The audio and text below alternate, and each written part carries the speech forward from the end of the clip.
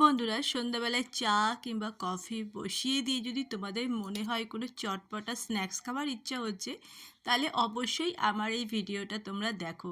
কত সুন্দর এবং কত তাড়াতাড়ি এত সুন্দর একটা চটপটা ডোনাট স্ন্যাক্স তৈরি হয়ে যায়।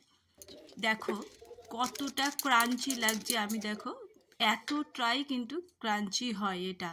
আর মাত্র সময় লাগে 10 থেকে 12 মিনিট। আলু সিদ্ধ থাকে তাহলে কথা নেই, কিন্তু যদি না থাকে একটু আলুটা সিদ্ধ করে নিও। আর লাগবে সামান্য সুজি, মানে আমি দিয়েছি আমাদের দুজনার জন্য হাফ কাপের থেকে একটু বেশি সুজি। সামান্য একটু কড়াইতে নাড়িয়ে নিয়ে একটু জল দিয়ে নিলাম, মানে 1 কাপ মতো জল দিয়েছি আর একটু জল লেগেছে, মানে প্রায় 1 কাপের একটু বেশি মতো জল আমার কিন্তু লেগেছে এই সুজিটা সিদ্ধ হতে। তো আমি প্রথমে ভালো করে সুজিটা একটু গরম জলের মধ্যে একটা ডো মতো তৈরি করে নিচ্ছি। এর মধ্যে আমি দিয়ে দিলাম, আর যেরকম আমি সুজি নিয়েছি সেই পরিমাণের মতো একটু কম, তার থেকে একটু আলু আমি সিদ্ধ করা ছিল সেটা একটু গ্রেট করে এর মধ্যে দিয়ে দিয়েছি। আর দিয়ে দিলাম পরিমাণ মতো নুন আর সামান্য সাদা তেল।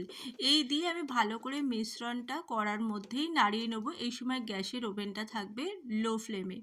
আর এর মধ্যে আমি দিয়ে দিচ্ছি, এটা তোমরা দিতেও পারো নাও দিতে পারো, এটা হচ্ছে চিলি ফ্লেক্স। তোমরা দিলেও দিতে পারো, সেটা তোমাদের উপরে নির্ভর। এর মধ্যে তোমরা ধনে পাতাও দিতে পারো, কোনো অসুবিধা নেই। তো দিয়ে আমি একটুখানি 2-3 মিনিটের জন্য রেস্টে রেখে দিয়েছিলাম। এরপরে ওই মিশ্রণটা একটা থালার মধ্যে তুলে নিলাম এবং হাতে একটুখানি তেল লাগিয়ে নিয়ে এই ডোটা আমি ভালো করে মেখে নিচ্ছি। আর এই জায়গায় আমি একটুখানি দিয়ে দিয়েছি প্রায় 2 চামচ মতো চালের গুঁড়ো। এটা যদি তোমরা দাও তাহলে বেশ সুন্দর ক্রাঞ্চি হবে, আরও বেশ খেতে আরও ভালো লাগবে।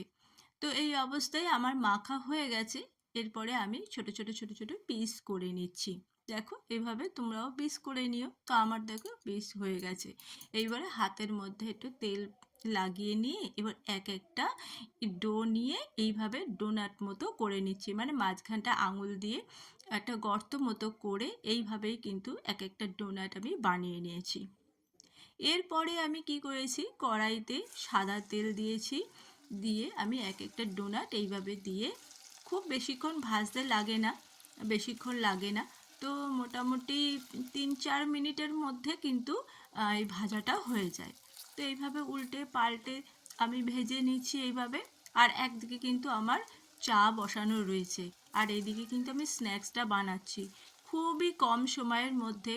বাড়িতেও যদি কোনো অতিথি আসে তোমরা কিন্তু এইভাবে কিন্তু চটপট করে এই স্ন্যাক্সটা বানিয়ে দিতে পারো। তোমার অতিথিরা কিন্তু ধরতেই পারবে না তুমি বাজার থেকে কিনে নিয়ে এসছো না বাড়িতে বানিয়েছো।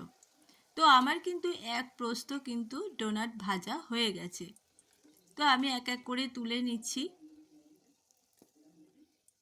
তো বন্ধুরা, কেমন লাগছে আমার এই রেসিপিগুলো? আর যদি এই রেসিপিটা ভালো লাগে তাহলে লাইক কমেন্ট আর শেয়ার করে দিতে ভুলো না। আর তোমরা ভালোবাসা দিচ্ছ বলেই কিন্তু এগিয়ে যেতে পারছি। আর এর উপরে আমি দিয়ে দিলাম পেরি পেরি মশলা। এটা তোমরা দিতেও পারো নাও দিতে পারো। পেরি পেরি মশলার মধ্যে থাকে চাট মশলা, একটুখানি বিট নুন, কাশ্মীরি লঙ্কার গুঁড়ো আর গোলমরিচ।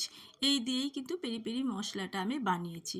আর সঙ্গে চা কিংবা কফি, ব্যাস সন্ধেটা কিন্তু জমে যাবে।